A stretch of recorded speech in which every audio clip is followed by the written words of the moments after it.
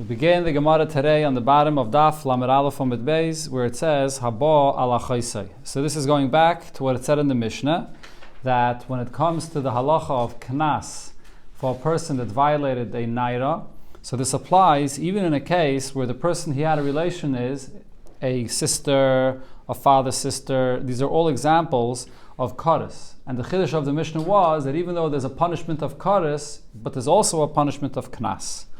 But here the Gemara points out something else, that in these cases there should be a third punishment actually, and that is malchus, lashes. And the Gemara brings from a Mishnah in Makis. Let's see. Viramino, I'll ask you a question, what it said in our Mishnah. Eilu heina loikin. The Mishnah there in Makis, in the beginning of the third Perek, gives the list of those that get malchus. Habala chaysai, a person that has a relation with a sister, vala chaysaviv, a father, sister, vala chaysimai, a mother, sister, vala chaysishtei, his wife's sister, vala shesachiv, his brother's wife, Aleshis Achi Aviv, his father's brother's wife, Valanida, and Anida. These are all the exact same examples that are mentioned here in our Mishnah. And these are all the cases of Achi of Kares. And again, what is the Mishnah saying there? You get Malchus. If so, the Gemara's question is, V'kaim alon, and we know that there's the following halacha. The Eina Loiko Mishalim. You do not give both of these punishments together, Malchus and to pay money. Rashi at the bottom of the Yom, it brings the source, which the Gemara will quote later, Kedei Rish Asai. By Malchus it says Kedei Rish Asai, which means that you give him for his wickedness, but it uses a singular term, saying that you only give one punishment, not two. If so, the question is, if these people get Malchus, in these situations you get Malchus, so then why is our Mishnah saying, regarding all these same cases, that you pay money, you pay a knas as well? So the Gemara here will bring two different approaches. One is Ula, and the Gemara will discuss his opinion, and then later the Gemara will bring Rabbi Yochanan, a different approach. So first Ula. Omar Ula, so Ula answers and says, Loi kashe. There's no contradiction between our Mishnah and the Mishnah in Makis.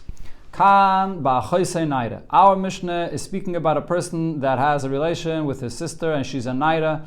As we learned already before, the whole knas is in the case of a naira, when she's between 12 and 12 and a half. That's usually the case of a naira. So in such a case, what Ula is saying is, if you pay the knas, there is no malchus. And Khan, in the Mishnah in Masechta Makis, where it says that there is malchus, it's when he had a relation with a sister, which is a begeres. If she's a begeres, over there is no knas. The whole halacha of knas only applies to a naira. So since there's no knas by a begeres, so there's malchus. So basically, as the Gemara will soon say, what Ula is saying is that when you have malchus and money at the same time, what's the rule? The rule is that if there's a chiyuv to pay money, you pay the money and there's no malchus. If there's no money, so then there's going to be malchus. But now the Gemara asks on this question, begeres nami, even if she's a begeres, so the knas does not apply. I skipped one word over here.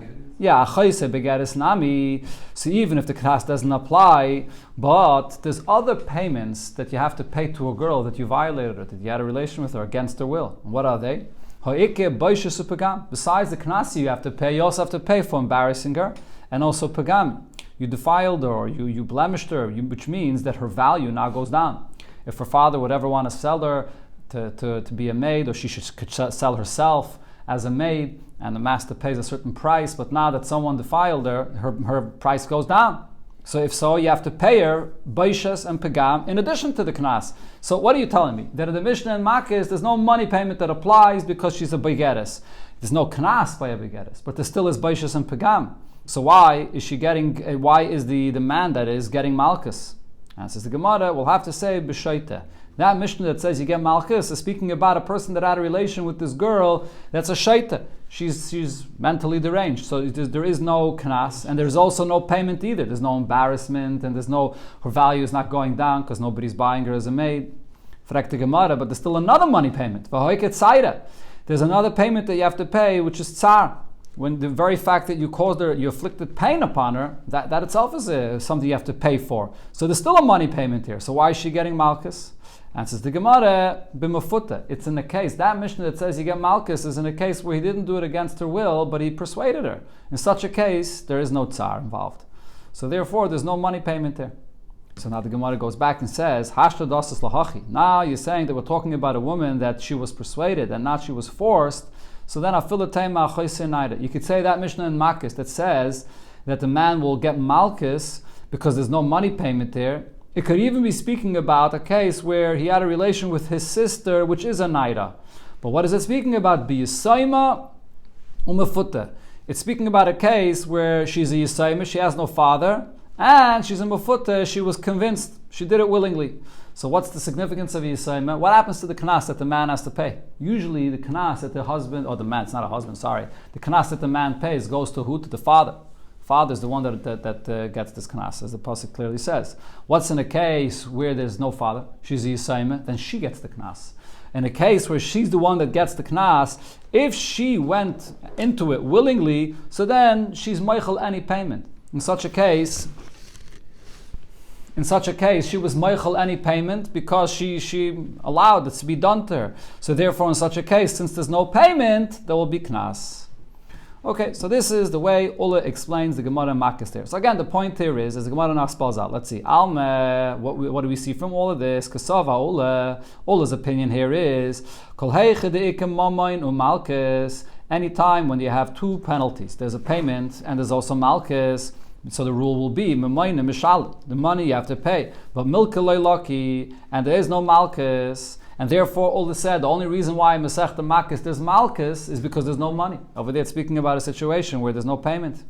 So the question now is, Minole lo what is Ula's source for this concept? Malchus and mamain, you always pay and no lashes. Says the Gemara, Gama, that is, he learns it out from a situation where a person went and he harmed his friend physically. Over there, there's also payment for this. And what's the halacha there? When a person comes and physically harms his friend, there's also two punishments that are applicable there. One is that he has to pay. The Gemara will soon point out there are actually different payments that he has to pay for what he has done. When he harmed someone, but there's also malchus. When you hit someone and you harm him, you're being over on a lav. As Rashi here brings the pasuk, when Bezdin gives someone malchus, the pasuk there says lo yosef, that do not hit him any extra. So if you hit someone in a situation where you're not allowed, you're over on, there's a malchus as well. Now what's the halacha when you harm your friend physically? Over there you pay and you don't get malchus. So that teaches us, anytime there's a situation where you have to pay money or malchus, you pay the money, and there is no malchus. That's our source. But the Gemara questions this. The case of harming your friend is different. Why? What do you have to pay? When a person harms his friend physically, so there's actually shekin chayv b'chamishu dvarim. There, you have to pay 5 different things. As Rashi here brings us, this is the famous Gemara in Baba Kama. You pay nezek, tsar, ripui, shabbos, baishes. You pay for the damages, his value went down. If he can't be sold as a slave for the same price he was, you pay for the pain, you pay for any doctor bills, you pay for if he lost a job because of this, he can't work, and baishes, and for the embarrassment. So there's a lot of money that's being paid here. So that shows that there's a big stringency in this case. So that's why over there, that's the reason why you pay money and not malchus. Because of this extra stringency we find in this case. But who says you could compare this to any other case where we don't find this stringency? Now the Gemara says, wait a minute. The fact that in a case where there's money and malchus, so you pay money and not malchus, is that a stringency or a leniency? Paying and not getting lashes. That could be looked at as a stringency that you have to pay, or it could be looked at as a leniency, that the fact that I can pay off what I need to and just not get lashes.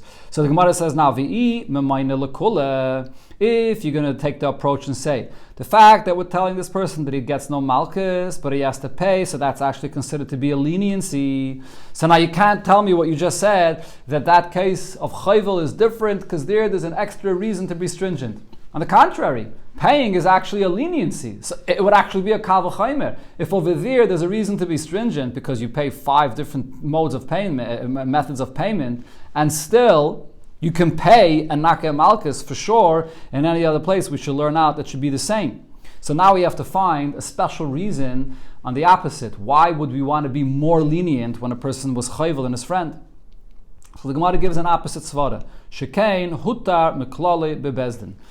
Harming your friend physically, hitting him, harming him, we find that this is something that has a leniency to it. Why? Because there is an exception when it's allowed. When is it allowed? A bezdin. A bezdin is allowed to give lashes. And what is the Gemara speaking about? The simple pshat of the Gemara seems to be speaking about when bezdin gives malchus, the halacha of malchus. But all the Mefarshim say it's not speaking about malchus, because malchus that bezdin gives is not considered to be an exception of the isser of hitting your friend.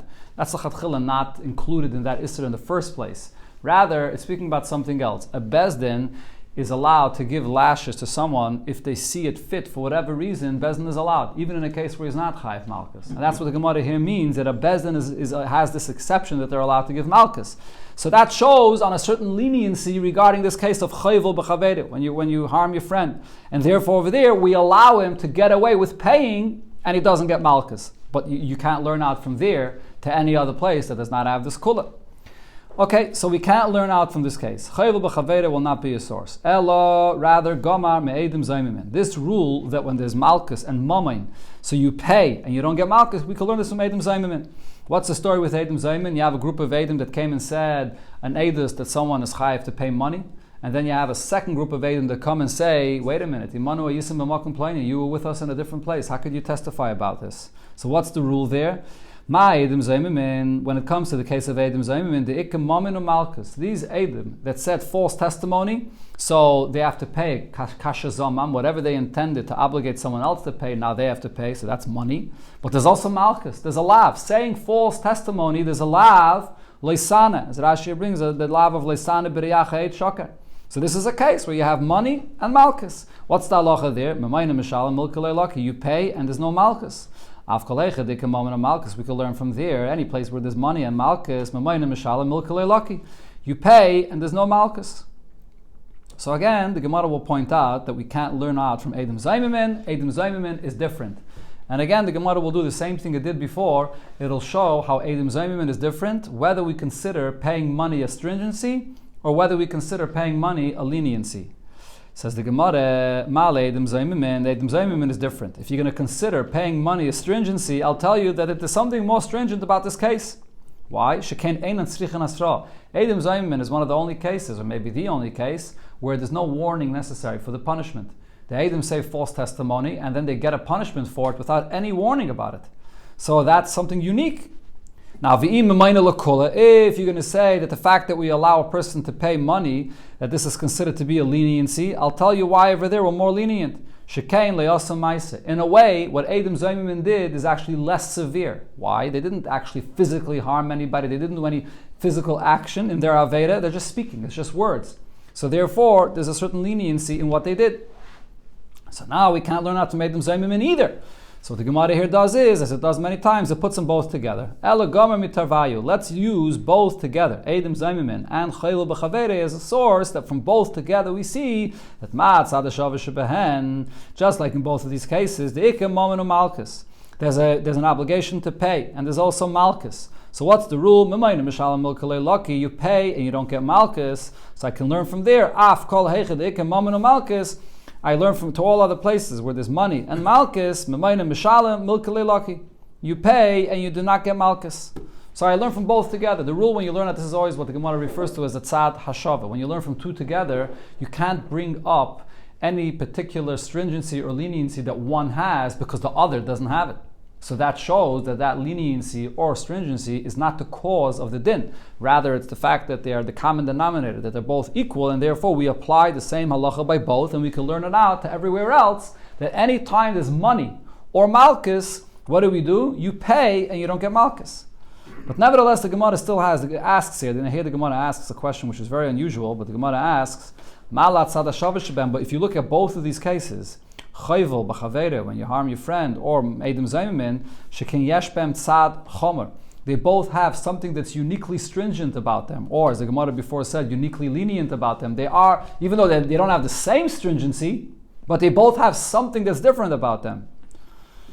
Or as the Gemara says, and if you're going to say that the point is that paying money is more lenient, they both have something that's uniquely lenient about them, so you can't learn out on the tzad hashava. So just one point that Tosfos says here, the Gemara doesn't usually ask such a question on a tzad hashava. The whole point of a tzad hashava is that if they don't have the same leniency or the same stringency, then we learn out from there. But Tosfos says the reason Gemara here is asking the question is because the leniency or stringency that both of them have is unusual, is very unique. The fact that there's no warning, or the fact that it's ein by maise, or going back to chayvel, the fact that you pay 5 different modes of payment, or the fact that, what was the kol the Gemara said regarding chayvel b'chavere, the fact that a bezdin is allowed to hit someone. These are very unusual stringencies regarding, or unusual leniencies. Regarding such unusual stringencies or leniencies, the Gemara feels that you could ask that they're both different than all other cases. So you can't learn from here. Ella, so the Gemara says, Ule tachas gama. Ule is taka learning it out, as the Gemara is going to say here, from chayvel b'chaverai, but he doesn't just learn it out by comparing, or tzad hashava, but he actually has gzeir shava. There are 2 words, tachas, that we compare. What's the gzeir shava? Ksiv hacha, over here by the case of a person that had a relation with this girl and he has to pay. So what does the Torah say? Tachas ashe'ina, he has to pay because of what he did, that he brought pain upon her. So it uses the word tachas, like instead of oksiv hasam. And over there as well, the Torah also says ayin tachas ayin, that you should pay ayin tachas ayin. So this is the pasuk that it says regarding a person that harmed his friend. Ma hasam. So just like when a person harms his friend, b'mayne mishalim milkale lucky, you pay and you don't get malchus. Av kalecha dikim b'mayne o malchus. We learn from there that any case where there's money and malchus, b'mayne mishalim, you pay and milkale lucky, you don't get malchus. So it's a gzeir shava. And as Rashi says, the rule with gzeir shava is, especially when you have, or specifically when you have the words that are being used in the gzeir shava are extra, so then I make this gzeir shava and I compare them and I can't refute it. It's a halacha l'moshe misinai, and this is something you can't refute. This is the source. That, again, the point is, anytime there's money and malchus, what do? You pay and you don't get malchus. This is Ola's approach. Now comes Rabbi Yechanan. Rabbi Yechanan disagrees with this whole thing. Rabbi Yechanan says, again going back to the contradiction. The Gemara here started off with a contradiction from our Mishnah to the Mishnah in Masechta Makis. In our Mishnah it says that you pay knas regarding these cases when a person had a relation with his sister and so on. And the Mishnah in Makis says regarding the very same cases that you get malchus. So Rabbi Yechanan resolves this question differently. I can tell you the Mishnah in Makis is speaking about his sister, which is a naida, and there is knas. So why over there are you getting malchus? Kan shehisru boy and kan shalai hisru boy. If you got a warning, so you get malchus for that. And if you get malchus, you don't pay. And kan shalai hisru boy. Our Mishnah is speaking about that he violated this girl, but he didn't get any warning for this. So if there's no warning, there's no malchus. And if there's no malchus, that's when you pay. So Gemara says, what do you see from this? He holds the exact opposite as Ola. Alma Kesubos Rabbi Yechanan, and Rabbi Yechanan's opinion is kol heichadik and mammon malchus. Anytime you have money or malchus, what do you va'asru bei? And there's a warning, so therefore milka lucky. You have to get malchus, but m'mayna lemishalim, and you don't pay. Exact opposite. You get malchus and you don't pay. So minale Rabbi Yechanan ha. What's Rabbi Yechanan's source of his opinion? So obviously Rabbi Yechanan did not hold of the gzeir shava that Ola brought before. So what's his source? So here the Gemara brings the pasuk I mentioned before. Rashi brings Omakra. The pasuk says when it speaks about malchus kedei rishas oy. It uses a singular term, give him malchus for his wickedness, but it uses a singular term, mishum risha achas atamachayve v'yatamachayve mishum shtei rishayos. You give him one punishment and not 2. You give him malchus, and once you give him malchus, he doesn't pay. How do we know it's only malchus though? Maybe he only pays because v'samach lei. Right after this, the Torah speaks about the concept of malchus. Arbaim yakenu. You give him the 40 lashes, which is really 39 lashes. So that teaches us that it's always malchus, not paying. Frek the Gemara, going back now to what Ola brought up before. In a case where you harmed your friend, there's both money and malchus, and what do you do there? And you pay, and you don't give malchus. So there we see the opposite. Now, if you'll suggest to answer that it's not a question, because over there the reason you pay is because there is no malchus. There was no warning for malchus, then you pay. But if there was a warning, milka lucky, then you would only get malchus, and you wouldn't pay. Just like we learn out from here, from Kedei Shasai. But the Gemara says that's not true. By the case when you harm your friend, you always pay, and there's never malchus. And the Gemara proves this, because Amar Rab Yechanan, Rab Ami said in the name of Rab Yechanan, Hiko aka she'ein b'shava pruta. If a person hits his friend and he harms him, and the damage that he caused is less of the value of even a pruta, of the minimum amount of money. So what happens then? Like it. So then you're going to get malchus for what you did, but there's nothing to pay for. So now, what exactly was Rabbi Yechanan speaking about? Hey Chidami, what's the case? If the person that hit his friend got no warning for this, So then I might like it. Why would you get malchus? You never get malchus without a warning. So it must be he's speaking about a case where there was a warning. And what did Rabbi Yechanan say? The reason why you're not paying and you only get malchus is the less b'shava pruta, because there's nothing to pay. It's less than the value of a pruta. B'shava pruta, but if what you did, you caused the damage which has the value of a shava pruta, so then m'mayna mishalem milkalei laki. You pay and you don't get malchus. So what do I see from here? That when it comes to chayvel b'chavere, the rule always is you pay and you don't get malchus. But why is that? If Rabbi Yechanan learned out from Kedei Shasei that you always do the opposite, malchus and not pay. So the Gemara says that's an exception. Kedamar Rabbi Law said, "Befeidish ripsa Torah." The Torah explicitly expounded and told us that there's an exception, and he starts actually with a different case. Eidim zaymimen l'tashlumin.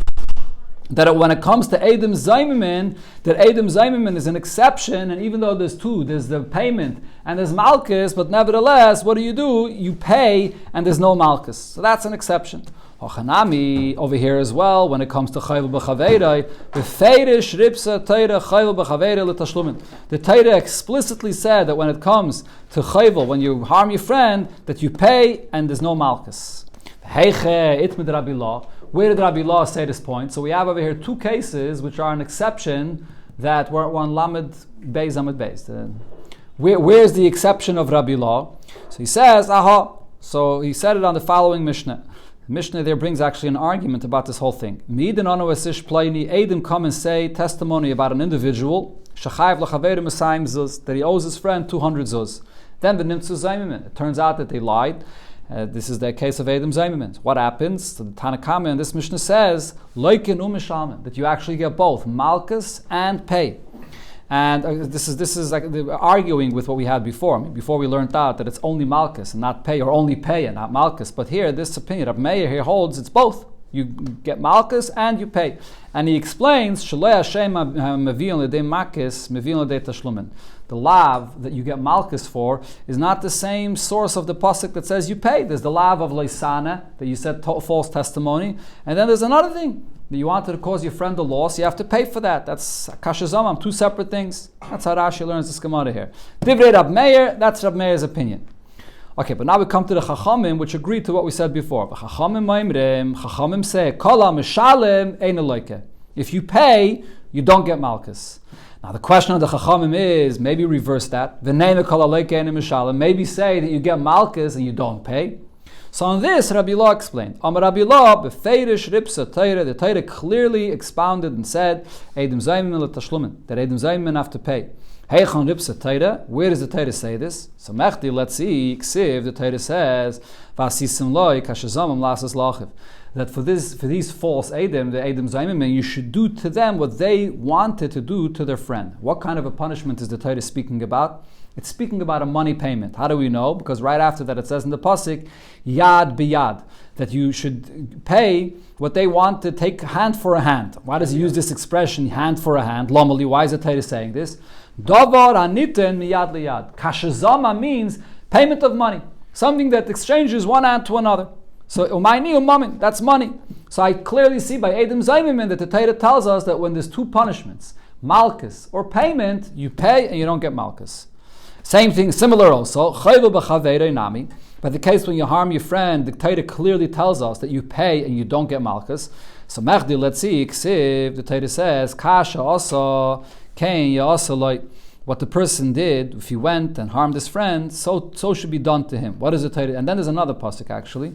Another pasuk says, Kain yunasan bay. Torah repeats it a second time, that what he did to his friend, the same should be done to him. Why does the Torah say this twice? And what does the Torah mean with this expression, yunasan? It's a very unusual expression. When the Torah speaks about giving a punishment, why does he use this term of yunasan, giving? So the Gemara explains it. So, Lomali, why do I need the second pasuk? Davar sheyesh bay nesina. The kind of punishment it's talking about is something that you give. And mind you, what is it that you give? Mammon. That's money. So from here you see that in the case where you harmed your friend, then there should be two punishments. One is the malchus, because every time you harm your friend, there should be malchus. And it also there's money you have to pay. What is the punishment? Yunasan. You pay the money and there's no malchus.